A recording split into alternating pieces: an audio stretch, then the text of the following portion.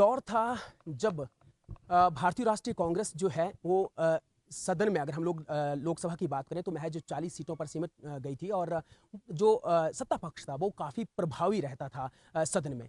लेकिन बाहर यानी अपनी अपनी पार्टी को डिफेंड करने में जिन शख्सियत ने अहम भूमिका निभाई और सत्ता पक्ष को उस वक्त भी जो है मुंहतोड़ जवाब देते रहे, वो थे ऑल इंडिया कांग्रेस कमेटी के प्रखर प्रवक्ता पवन खेड़ा जी। आज खास बात यह है कि वो किसी सिलसिले से जो है वो हिमाचल प्रदेश में आए हुए हैं और धर्मशाला में मौजूद हैं और इस वक्त हमारे साथ बातचीत के लिए भी मौजूद हैं। सर, बहुत स्वागत है आपका न्यूज़ 18 में। धन्यवाद, थैंक यू। पवन जी, जैसे मैंने कहा है कि एक दौर था, यानी कि वो जो दशक गुजरा है ना, हम लोग हमेशा देखते थे कि प्राइम डिबेट में सिर्फ और सिर्फ आप किस तरह से जो वो डिफेंड कर रहे होते थे। आज कैसा लगता है, एक तरह से विपक्ष मजबूत हुआ है? विपक्ष मजबूत हुआ लेकिन संघर्ष जारी है और अभी चलिए चुनाव जीत भी जाएंगे, हम सत्ता में भी आ जाएंगे, लेकिन जो समाज में इन लोगों ने वैमनस्य पैदा करने की कोशिश की है, उस वैमनस्य को दूर करने में भी संघर्ष करना है। और वो गैर राजनीतिक संघर्ष भी है, राजनीतिक संघर्ष भी है, सामाजिक संघर्ष भी है, वो करते रहेंगे हम। किस तरह का वैमनस्य की आप बात कर रहे हैं? आप देखिए, जब प्रधानमंत्री चुनाव के प्रचार में निकलते हैं, वो भूल जाते हैं कि वो संविधान की शपथ लेकर प्रधानमंत्री हैं, पूरे देश के प्रधानमंत्री हैं, हर वर्ग के प्रधानमंत्री हैं। तब वो किसी को घुसपैठिया कह देंगे, किसी के नॉर्थ को साउथ से लड़वाएंगे। जिस तरह का प्रचार प्रधानमंत्री करते हैं, वो जहर जो वो घोलते हैं उस 1 महीने 2 महीने के दौर में, वो पूरे 5 साल उस जहर का फिर प्रभाव छोड़ के जाते हैं। ये किसी भी प्रधानमंत्री ने नहीं किया। अटल जी का दौर भी हमने देखा, वो भी इस तरह की बातें नहीं करते थे, पूरा संविधान का सम्मान करते थे।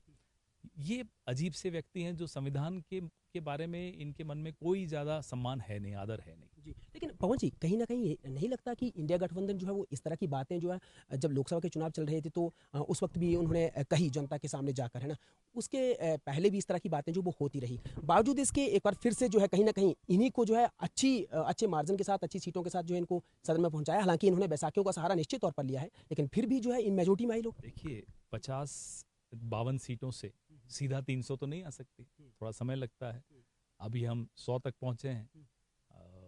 अगले चुनाव में देखिए इनकी क्या हालत होती है। इनको भी 2 से 303 पे आने में कितना समय लगा था। लेकिन इन्होंने संघर्ष किया ना, आप तो बहुत पुरानी पार्टी संघर्ष कर रहे हैं साहब, आपकी बहुत पुरानी, ऐसी क्या वजह हुई कि आप पार्टी संघर्ष करने की आदत अब हुई है। जो मुझे लगता है हमको सत्ता की आदत ज्यादा हो गई थी, तो अब हमें संघर्ष की आपने एक्सेप्ट कर लिया ये बात? हाँ, बिल्कुल एक्सेप्ट किया। और राहुल जी ने हमें सिखाया, संघर्ष की आदत उन्होंने ही डाली है। जैसे 4000 किलोमीटर वो व्यक्ति चला, मुझे लगता है तमाम कांग्रेस जान आ गई उसमें, हरकत में आ गए हम लोग सब। आप लोगों को लगता है कि नेता प्रतिपक्ष के तौर पर अब राहुल गांधी जो वो कहीं ना कहीं अच्छी बैटिंग करेंगे और आने वाले समय में आप लोगों को इसका फायदा होगा? भरपूर, बिल्कुल।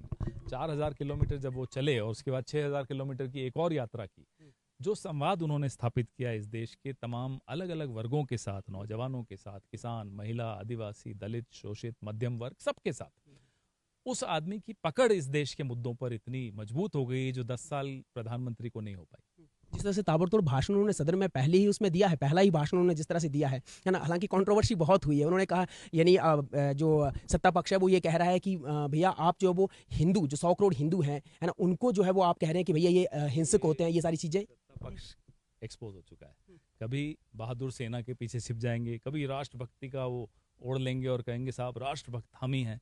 अब कह रहे हैं हिंदू। अरे आप होते कौन है हिंदुओं के ठेकेदार बनने? राहुल गांधी ने इन तथाकथित स्वयंभू ठेकेदारों को आईना दिखाया और उस आईने में उन्हें बड़ा विभत्स चेहरा दिखा। नरेंद्र मोदी जी को उन्हीं का चेहरा है भाई, भाजपा का चेहरा है। अब विभत्स है तो अब क्या करें, सुधारिए अपने आप को। इसको हम टंग स्लिप कहेंगे कि जिस तरह से राहुल गांधी ये कह रहे थे कि नहीं, उन्होंने कहा कि हिंदू जो है वो हिंसक होते हैं। उन्होंने क्या कहा? दोहरा रहे हैं, ये लोग जो हिंदू बनते हैं ये हिंसा करते हैं, जबकि हिंदू धर्म में हिंसा का स्थान नहीं है, नफरत का स्थान नहीं है, भय का स्थान नहीं है। जो हिंदू धर्म है, जिसको हम समझते हैं, आप समझते हैं, जो हमारे बुजुर्गों की जिसको प्रज्ञता कहते हैं, हमारे ऋषि मुनियों की प्रज्ञता है, अरे इस माटी की ताकत को ये नहीं समझ पाए हैं। आपने कहा है संकट के बादल जो है वो हिंदू धर्म के ऊपर, वो नागपुर से आते हैं। नागपुर से कहाँ से आ रहे हैं? नागपुर में एक जगह है रेशिम बाग।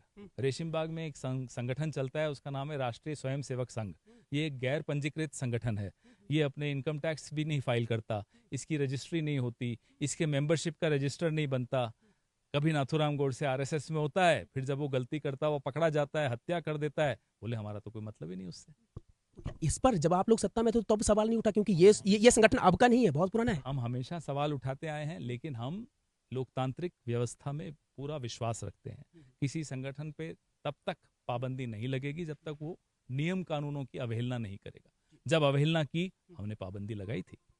आप हिमाचल में सरदार पटेल ने लगाई थी। आप हिमाचल में आए हैं ना, क्या स्केड्यूल रहने वाला है? आज आप धर्मशाला में थे, उसके अलावा क्या? कल देहरा और हमीरपुर, जहाँ जहाँ बाई इलेक्शन हो रहे हैं वहाँ जा रहा हूँ। आप हिमाचल में अपनी सरकार को कैसे देखते हैं?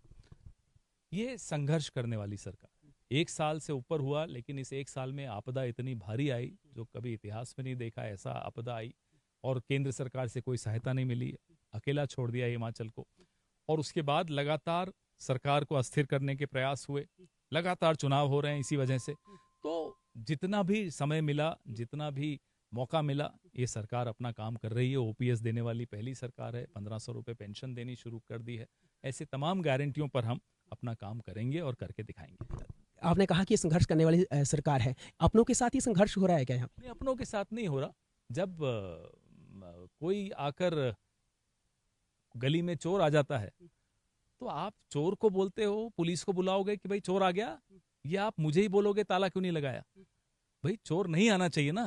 तो बात तो चोर की, गलती तो चोर की है। जो निर्दलीय चले गए उनका क्या? अब घुसपैठिया अलग अलग रूप में आता है। घुसपैठिए ने आकर उनको भी चाबी लगाई, अब निर्दलीय जाके फिर निर्दलीय इलेक्शन लड़ रहा है। बताइए ये क्या तरीका? आप एमएलए तब भी थे, अब भी अगर आपको बीजेपी को समर्थन देना दे देते, कौन रोक रहा था आपको? निर्दलीय बने रहते, क्यों एक और चुनाव थोपने की जरूरत पड़ी? आप ये मानकर चल रहे हैं कि जिनके हाथों में कमान है हिमाचल प्रदेश की, वो एक सही नेतृत्व करेंगे आने वाले समय में 5 साल तक? करेंगे, बिल्कुल करेंगे। देखिए, कांग्रेस पार्टी एक मजबूत पार्टी है, एक अनुभव है कांग्रेस पार्टी को सरकार चलाने का, अच्छी तरह चलाने का। हम अपनी गारंटियां पूरी करके दिखाएंगे। चलिए, बहुत धन्यवाद। पवन खेड़ा जी थे, ऑल इंडिया कांग्रेस कमेटी के राष्ट्रीय प्रवक्ता हैं, चेयरमैन हैं, और इन्होंने बहुत सारे सवालों का बड़ी ही बेबाकी के साथ जवाब दिया। निश्चित तौर पर भविष्य में देखना बड़ा लाजमी रहने वाला है कि जो इन्होंने कहा है वो कितना सही और सत्य साबित होता है। धर्मशाला से कैमरा पर्सन राजकुमार कौंडल के साथ विचित्र शर्मा, न्यूज़ 18 हिमाचल।